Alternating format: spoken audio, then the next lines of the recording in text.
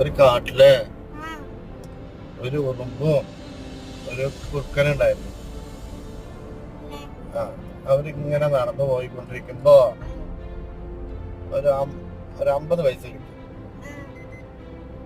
അപ്പോ കുറുക്കൻ പറഞ്ഞു, എന്നാ അതുകൊണ്ട് മുട്ടായി മേടിക്കാ പറഞ്ഞു. അപ്പോ കടയിൽ പോയിട്ട് കുറുക്കൻ 50 പൈസക്ക് മുട്ടായി മേടിച്ചു. മുട്ടായി മേടിച്ചിട്ട് ഉറുമ്പിനെ കാണാണ്ട്